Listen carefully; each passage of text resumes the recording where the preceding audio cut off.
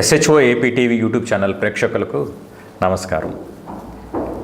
పిక్కలకు ఘాట్లు పిల్లలకు పాట్లు అంటూ ఇటీవల ఒక వార్తాపత్రికలో ముఖ్యంగా వీధి కుక్కల గురించి ఒక కథనం ప్రచురితమైన అంశం మనందరికీ తెలిసిందే. మున్సిపల్ అధికారుల గణాంకాల ప్రకారం గుంటూరులో దాదాపుగా 28,000 పైచిలకు కుక్కలు ఉన్నట్టు వాళ్ళ గణాంకాలు చెప్తున్నాయి. బట్ అదే అధికారులు చెప్తుంది ఏంటంటే అనాధికారికంగా ఈ సంఖ్య 70,000కు పైబడే ఉంటుందని చెప్తున్నారు. ఈ కుక్కల ముఖ్యంగా వీధి కుక్కల శస్త్రచికిత్స చేసేటువంటి ఏబీసీ సెంటరు 4 నెలల క్రితం ప్రారంభమైనప్పటికీ అది నిర్మాణం పూర్తి చేసుకోలేదు. ఇటీవల నగర మున్సిపల్ కమిషనర్గా బాధ్యతలు చేపట్టినటువంటి మయూర్ అశోక్ గారు దీనిపై స్పందిస్తూ సంబంధిత అధికారులకు వారు ఆదేశాలు ఇవ్వడం జరిగింది. వీలైనంత తొందరగా ఈ ఏబీసీ సెంటర్ నిర్మాణం పూర్తి చేయమని, అదేవిధంగా ఒక వెటర్నరీ వైద్యుని దానికి అందులో నియమించేటట్టుగా చర్యలు చేపట్టమని వారు ఆదేశాలు ఇవ్వడం జరిగింది. అసలు ఈ నేపథ్యంలో ఈ వీధి కుక్కల గురించి, వీధి కుక్కల వలన నగర పౌరులు ఎదుర్కొంటున్న సమస్యల గురించి చర్చించేందుకు మనతో ఉన్నారు సంగిరెడ్డి హనుమంతరెడ్డి గారు. వారిని ముందుగా స్వాగతిద్దాం. నమస్తే హనుమంతరెడ్డి గారు. నమస్తే, మీకు కూడా. సార్, ఇప్పుడు మనం ఈ కుక్కలతో, వీధి కుక్కలతో ఉన్నటువంటి ఇబ్బందుల గురించి మనం ఇప్పుడు ఇంట్రడక్షన్లో చెప్పడం జరిగింది సార్. సో అసలు ఈ కుక్కల వలన మనకు కలుగుతున్న ఇబ్బందులు ఏంటి, ఆ ఇబ్బందులతో పాటు నాయనానికి ఒకవైపే చూడకూడదు కాబట్టి ఈ కుక్కల వలన కలిగే ప్రయోజనాలు ఏమిటి, ఈ రెండింటిని తెలియజేయగలరా సార్? మీరు ఇందాక ప్రస్తావించినట్లు కుక్కల జనాభాను లెక్కించడానికి శాస్త్రీయమైన పద్ధతులు ఏమీ లేవు. సాధారణంగానే సమస్యలను చిన్నదిగా చూపించుకోవడానికి కుక్కల సంఖ్యను తక్కువగా చూపిస్తూ ఉంటారు. ఆ విధంగా చూపించిన లెక్కల ప్రకారంగానే ఈ 2025వ సంవత్సరానికి మొత్తం దేశం మొత్తం మీద 6 కోట్లు, తర్వాత మన ఆంధ్రప్రదేశ్లో 8,60,000, మన గుంటూరు నగరంలో 31,000 కుక్కలు ఉన్నాయని వెటర్నరీ విభాగాల నివేదిక తెలుపుతోంది. ఈ కుక్కల వల్ల ముందు మనం సమస్యలు తీసుకుంటే పెంపుడు కుక్కల వల్ల ఏమీ సమస్యలు ఉండవు, వీధి కుక్కల వల్లనే సమస్యలు. వీధి కుక్కల వల్ల సమస్యలు ఏమంటే అవి చిన్న చిన్న ఉద్రేకాలకు, వాతావరణంలో వస్తున్న మార్పులకు, అంటే ఎండ, చలి, వీటికి తట్టుకోలేక మానసిక ఒత్తిళ్లకు గురయ్యి ఆ భయాలకు, భ్రమలకు, ఉద్రేకాలతో అవి మనుషుల మీద పడ్డము, బెదిరించడము, కొన్ని సందర్భాల్లో మనుషులు తమను కొట్టడానికి వస్తున్నారనుకుని కూడా అవి అట్లా చేస్తాయి. ఆ విధంగా వెంటబడ్డము, సైకిళ్లను, మోటార్ సైకిళ్ళతో సహా మనుషులను కరవడము చేస్తాయి. అదొక సమస్య. ఇట్లా కరవడం కాకుండా రోడ్లమ్మడి తిరగడం వల్ల ట్రాఫిక్ వాహనాలకు, పెద్ద పెద్ద వాహనాలు కూడా ప్రమాదాలు జరుగుతున్నాయి. అలాంటివి కూడా మనం చూసాము. ఇదేగాక వాతావరణంలో కూడా చాలా ప్రమాదకరమైన పరిస్థితులు తయారవుతాయి కుక్కల రోమాల వల్ల కానీ, వీటి వల్ల కానీ. సరే, ఇది కాక కుక్కలు కరిచినప్పుడు 3 రకాల రోగాలు అవి కరిచిన జంతువులకు, మనుషులకు వ్యాపిస్తాయి. ఒకటేమో వాటిలో ఉండే నోటిలో ఉండే వైరస్ వల్ల వచ్చేదేమో ర్యాబిస్. అట్లాగే బ్యాక్టీరియా అంటే సెలైవాలో బ్యాక్టీరియా ఉంటుంది, చర్మం మీద కూడా బ్యాక్టీరియా ఉంటుంది. దీనివల్ల కరిచినప్పుడు కానీ, మనకు ఫిజికల్ కాంటాక్ట్కి వచ్చినప్పుడు కానీ లెప్టోస్పైరోసిస్ అని, బ్రూసెలోసిస్ అని ఇట్లా రోగాలు వస్తాయి. అవి కొన్ని చర్మ రోగాలు కూడా ప్రత్యేకంగా వస్తాయి. అదేగాక ఈ మధ్యకాలంలో మనం గమనించిన విషయాలు, నేను కూడా ప్రత్యక్షంగా గమనించింది ఏమంటే పెంపుడు కుక్కలు కూడా ఆవాస ప్రాంతాలని లేదా వాటి పిల్లలను, బాలింత కుక్కలైతే ఎవరైనా తీసుకుపోతారేమో, ఆక్రమిస్తారేమో అని భయము కలిగినప్పుడు పెంపుడు జంతువులు కూడా వాళ్ళ యజమానుల్ని చుట్టుముట్టి కదలకుండా చేసి కరిసిన సందర్భాలు చాలా ఉన్నాయి. ఈ మధ్యకాలంలో ఒక 4-5 రోజుల క్రితం నేను చదివిన వార్త ఏమంటే పంజాబ్లో ఒక యజమానురాలిని ఆమె పెంపుడు కుక్క కాళ్ళు చేతులు నాకింది. ఆమె కూడా చాలా ప్రేమగా నాకిచ్చుకుంది. ఆ తర్వాత వెంటనే కొంతసేపటికే దురదలు అవి బయలుదేరినాయి. చేతుల కింది వరకు చేతులు తీసేయాల్సిన పరిస్థితి వచ్చింది, అవి ఉన్న ప్రత్యేకమైన వైరస్లు, బ్యాక్టీరియా వ్యాపకం వల్ల. సో ఈ లెక్కన ఏంటంటే ఇంట్లో పెంపుడు కుక్కలైనా కూడా మనం అలసత్వం వహించకూడదు. ఎవరికైనా పర్టికులర్గా అలర్జీస్ ఉన్నప్పుడు కానివ్వండి, లేదంటే వాళ్ళ ఇమ్యూనిటీ తక్కువ ఉన్నప్పుడు కానీ మీరు చెప్పినటువంటి బ్యాక్టీరియల్, వైరల్ ఇన్ఫెక్షన్ సంక్రమించే అవకాశం ఉంది సార్. కాబట్టి ఇంట్లో ఉన్న కుక్కలు కూడా కంపల్సరీ వ్యాక్సినేషన్ అనేది రెగ్యులర్ ఇంటర్వెల్స్లో వేయించుకోవాల్సిన అవసరం ఉంది సార్. Very good sir. ఇప్పుడు మీరు కుక్కలు ఎందుకు కరుస్తాయని కూడా చెప్పారు సార్. ఇందులో ఇంకొకటి 2 ఎగ్జాంపుల్స్ కూడా ఉన్నాయి. ముఖ్యంగా ఈ ఎగబడటం అనేది ఈ వాహన చోదకులు ఎవరైతే ఉన్నారో వేగంగా వెళ్ళినప్పుడు లేదా అప్రమత్తంగా ఉన్నప్పుడు ఆ పిల్లలు ఈ వాహనాల కింద చనిపోయినప్పుడు కూడా ఆ కుక్కలు ఆ ట్రామాలో ఉండి ఈ వాహనాల మీదకి ఎగబట్టడం కూడా మనం తరచుగా చూస్తూ ఉంటాం సార్. ఒక 5 అడుగులు పిల్లలు ఉన్న ఒక కుక్క ఒక చిన్న పిల్ల మీదకి ఒక వెహికల్ వెళ్ళినప్పుడు అలాంటి వెహికల్స్ వెళ్తున్నప్పుడు వాళ్ళ మీద దాడి చేయడం కూడా ఇది ఒకటి ఉంటుంది సార్. ఇప్పుడు సార్ ఈ సుప్రీంకోర్టు కూడా ఇటీవల కొంచెం గైడ్లైన్స్ ఇచ్చింది సార్. ఏంటి, బహిరంగ ప్రదేశాల్లో ఈ కుక్కలకి ఆహారం పెట్టకూడదు. సో వీటి కోసం ఆహారం పెట్టడం కోసం మున్సిపల్ అధికారులు ఎవరైతే లేదా ప్రభుత్వ అధికారులు వాటి కోసం ఒక ఫీడింగ్ సెంటర్లు ఏర్పాటు చేయాలి. ఇన్ కేస్ ఈ ఆహారం ఎవరైతే పెట్టి ఈ కుక్కలను ప్రోత్సహిస్తున్నారో ఎవరన్నా కరిస్తే దానికి వాళ్లే బాధ్యత వహించాలి, ఆ ఖర్చులు వాళ్లే భరించాలి అన్నట్టుగా తీర్పు ఉంది సార్. దీన్ని ఎలా చూడాలంటారు సార్? ముందుగా ఈ మధ్య రోగ నియంత్రణ జాతీయ కేంద్రం కొన్ని అంకెలనిచ్చింది. దాని ప్రకారంగా మన దేశంలో 48 లక్షల మంది, మన ఆంధ్రప్రదేశ్లో 38 లక్షల పైచిలుకు, మన పక్కనున్న విజయవాడ నగరంలో 40,000 మంది, మన గుంటూరు నగరంలో 18,040 మంది కుక్కకాట్లకు గురయ్యారని తెలిసింది. కుక్కకాట్లకు గురయ్యారని. దీంట్లో సుప్రీంకోర్టు 2025 నవంబరు 7న ఇచ్చిన తీర్మానం ఏమంటే, మీరు వెంటనే కుక్కలను ఎక్కడున్నా సరే వాటిని పట్టుకొని ఒక సురక్షిత ప్రాంతాలకు తరలించాలి.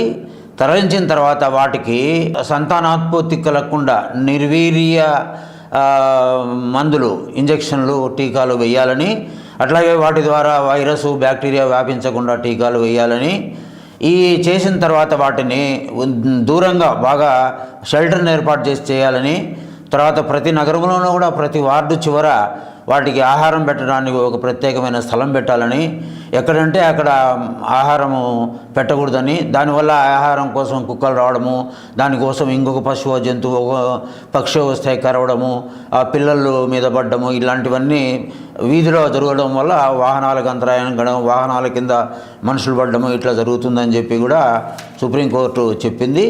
అంతేకాక సుప్రీంకోర్టు ఈ సంవత్సరం అంటే 2026 జనవరి 15వ తారీఖు లోపల ఈ పనులన్నీ చేసి నివేదికను సమర్పించమని చెప్పింది.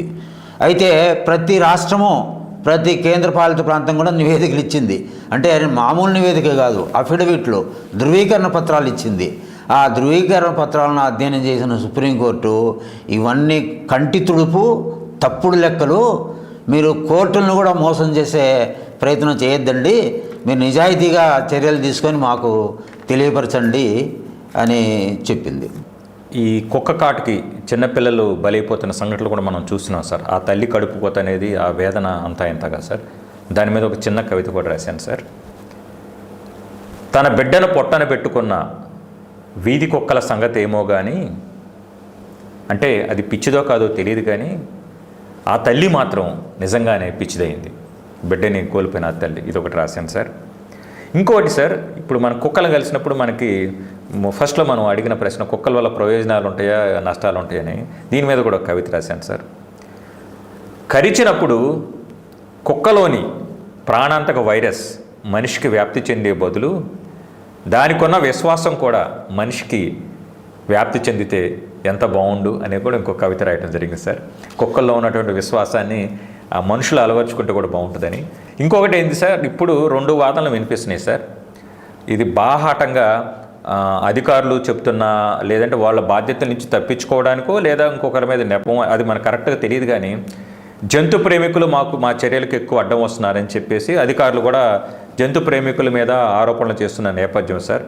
సో ఈ జంతు ప్రేమికులు, ముఖ్యంగా ఈ యానిమల్ లవర్సు, ఈ దిశగా ప్రజారోగ్యాన్ని దృష్టిలో ఉంచుకొని, ప్రజల పడుతున్న ఇబ్బందులు దృష్టిలో ఉంచుకొని జంతు ప్రేమికుల నుండి ఎలాంటి సహకారం అవసరమని మీరు భావిస్తున్నారు సార్, ముఖ్యంగా ఈ కుక్కల విషయం మీద?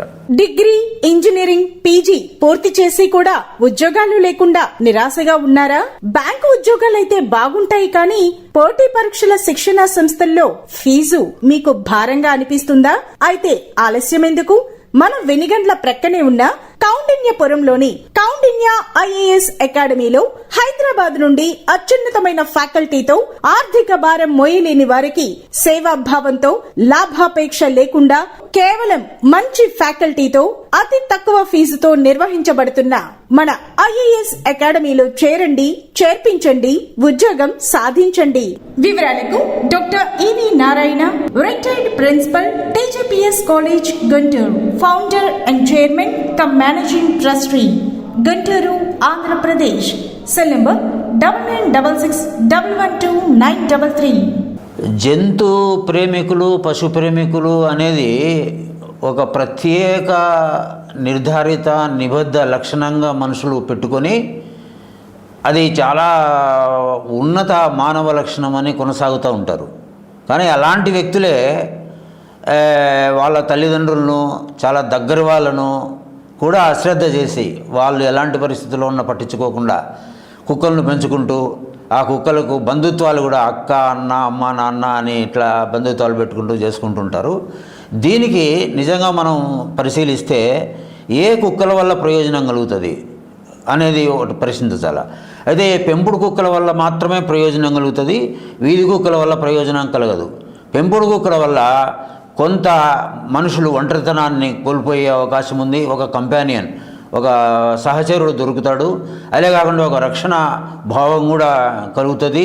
అదే కాకుండా చాలా సంపద్వంతమైన కుటుంబాల్లో వేటాడే సందర్భంలో వాళ్ళకు వేటలో కూడా అవి సహకరిస్తాయి. సాధారణ శ్రమజీవులైన గొర్రెల కాపరులు వీళ్ళకైతే వాళ్ళ మందలు, వాళ్ళ గొర్రెలు, పొట్టేళ్లకు వాళ్ళను తోడేళ్ల పాలు కాకుండా కూడా కాపాడుతాయి. ఇట్లాంటి కాకుండా ఇంకోటి, విదేశాల్లో అయితే కనుచూపు లేని వాళ్ళు కుక్కలను పెంచుకుంటారు. ఎందుకంటే మనుషులను సహాయకులుగా పెట్టుకోవడం వల్ల చాలా ఖర్చులతో కూడుకున్న పని అని కుక్కలను పెట్టుకుంటారు. ఈ కుక్కల వల్ల కూడా వాళ్ళకు బాగా ఏడాదికి 8 సంవత్సరాల జీవితకాలంలో ఒక కుక్క $22,000 మనుషుల మీద ఖర్చు లేకుండా చేస్తుందని, ఆ విధంగా ఒక కుక్క $2,700 ఒక ఏడాదిలో పొదుపు చేస్తుందని ఒక రక్షణ ఉంది. అయితే ఇంకొక విషయం మనం గమనాల్సింది, జీవకారుణ్య సమితి, జీవకారుణ్య సంస్థలు నిర్వహించే వాళ్ళు మేము పశు ప్రేమికులము, పక్షుల ప్రేమికులము అనేది వాళ్ళు గమనించాల్సిన విషయం ఏమంటే, మొట్టమొదటి సమాజంలో మనము ప్రకృతిలోని జీవరాశులన్నీ మనుషులతో సహా సమాజంలో భాగము. దీంట్లో ఒక న్యాయం, అది మత్స్య న్యాయం అంటారు.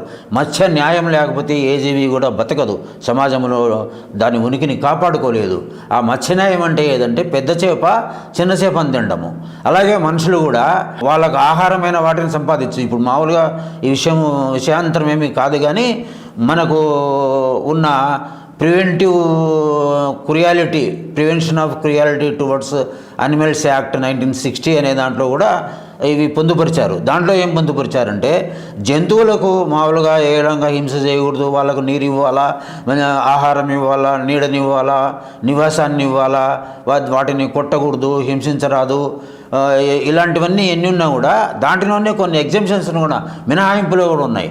ఆ మినహాయింపులు ఏమంటే, కుక్కలకు మామూలు మినహాయింపుల మాటకు వస్తే కుక్కలకు చెవులు రంధ్రాలు పెట్టచ్చని, తోకలు కొయ్యొచ్చని, పెద్ద జంతువులు అయితే కొమ్ములు కొయ్యొచ్చని, తర్వాత వాటికి ముక్కుల్లో తాడు దూర్చి పెట్టచ్చని, తర్వాత వాటికి కాళ్ళకు గిట్టలు మేకులు దింపి తీయచ్చని, ఇలాంటివన్నీ ఉండడమే కాక ఒక ప్రధానమైన విషయం ఏమంటే, ఆహారానికి పనికొచ్చే ఏ జంతువునైనా పక్షినైనా మనిషి చంపి తినచ్చు అని కూడా అదే దాంట్లో మినహాయింపు ఉంది. ఇంకొక మినహాయింపు దాంట్లో ఏముందంటే, మనిషికి, ఎందుకంటే మనిషి ఉన్నత జీవి, అతని ఉనికికి మొత్తం ప్రకృతిని వాడుకుంటూ ఉంటాడు. అయితే విపరీతంగా వాడుకుంటున్నాడు అనేది వేరే విషయం. అయితే వాటిలో కూడా మన సాంస్కృతిక నిర్వహణకు, సాంకేతిక పరిరక్షణకు, ఔషధ శోధనలలో కూడా ఏ జంతువునైనా ఏ పక్షినైనా చంపచ్చు, తినచ్చు, లేదంటే వాటిని చంపి పరిశోధన చేయొచ్చు అనేది ఉంది. మనం కూడా చిన్నప్పుడు పాఠశాలల్లో కాక్రోచ్ల మీద, ఎలుకల మీద, పాముల మీద కూడా మనం ప్రయోగాలు చేసాం, వాటిని చేసాం, చంపకుండా ఏం చేయలే. వీళ్ళందరూ ఈ పశు ప్రేమికులు అనేవాళ్ళు, జీవహింస ఉండాలనే వాళ్ళు, జీవకారుణ్య సంస్థల్లో పనిచేసే వాళ్ళు గమనించవలసిన ఒక విషయం, చేయవలసిన మంచి ముందు పని ఏంటయ్యా అంటే, మన దేశంలోనే కాదు మొత్తం అంతర్జాతీయంగా కూడా మనుషుల మీద, జాతి పేరు మీద, మతం పేరు మీద, లింగాల పేరు మీద అనేక కారణాల చేత వాళ్ళ మీద దారుణంగా హింస జరుగుతుంది, దారుణంగా చంపుతున్నారు. మన ముందర ఇటీవలి ఉదాహరణలు పాలస్తీనాలో, తర్వాత ఇంకా అనేక మన దేశంలో కూడా ఒక మతస్థుని ఇతరులను పేరు పెట్టి చంపుతున్న వాళ్ళు ఉన్నారు. ఈ ఇందాక మనం ప్రస్తావించిన జీవకారుణ్య సిద్ధాంతకర్తలో నిబద్ధంగా మనుషుల మీద ముందు హింస జరగకుండా మనుషులు సజీవంగా బతికేటట్లుగా, గౌరవంగా ఉండేటట్లుగా ముందు ప్రయత్నం చేయాలి తప్పితే వాళ్ళు ఒక నకిలీ సిద్ధాంతాన్ని ముందుకు తెచ్చి కుక్కలను చంపకూడదు, అవి కరిచినా సరే చంపినా సరే అనడము సరైన సూత్రం కాదు, పద్ధతి కాదు. కాకపోతే ఏ జంతువునైనా పక్షినైనా మనిషికి అవసరం వస్తే చంపొచ్చును అనేక కారణాల చేత అని చెప్పిన మినహాయింపులో కూడా ఒక మినహాయింపు ఉంది. ఏ దేశానికైనా సరే, ప్రత్యేకించి మన దేశానికి జాతీయ జంతువు, జాతీయ పక్షి, వీటినే కాక అంతరించిపోతున్న పశుజాతిని, పక్షుజాతులను కూడా ఎవరూ చంపకూడదు అనేది ఈ మినహాయింపు. ధన్యవాదాలు సార్. మనకు ఒక ఇది ఉంది సార్, ఒక పక్షికింత ధాన్యం, పశువుకింత గ్రాసం, మనిషికింత సాయం. సో కుక్కలు కూడా మన సమాజంలో భాగస్వామ్యం, మిగతా జంతువులు వరే. సో వాటికి ఆహారాన్ని ఎవరో నిరాకరించమని ఎవరు చెప్పట్లేదు సార్. కాకపోతే కొన్ని ఫీడింగ్ సెంటర్స్ ద్వారా పెట్టడం వల్ల మానవాళికి ఇబ్బంది లేకుండా ఆ చర్యలు తీసుకోమని కోరుతున్నారు సార్. ఈ కుక్క కాటుల వల్ల, ముఖ్యంగా వీధి కుక్క కాటుల వల్ల పిల్లలు కానీ, వృద్ధులు కానీ, మహిళలు కానీ, ఎందుకంటే ఈ కుక్కల ఫోబియా కూడా చాలామందికి ఉంటుంది సార్. కుక్క కనిపిస్తూనే ఈ బ్లడ్ ప్రెషర్ కూడా పెరిగే వాళ్ళు చాలామంది ఉన్నారు సార్. ఇతరత్ర ఈ సమస్యలన్నింటిని దృష్టిలో ఉంచుకొని సార్ ఒక ఉమ్మడి కార్యాచరణ చేపట్టడం వల్ల ఈ సమస్యను అధిగమించి సో ఈ సమస్యలు పునరావృతం కాకుండా చర్యలు చేపట్టాలని భావిస్తూ సో మా ఈ కార్యక్రమానికి విచ్చేసి మీ స్పందన తెలియజేసినందుకు మీకు ధన్యవాదాలు సార్. నమస్తే.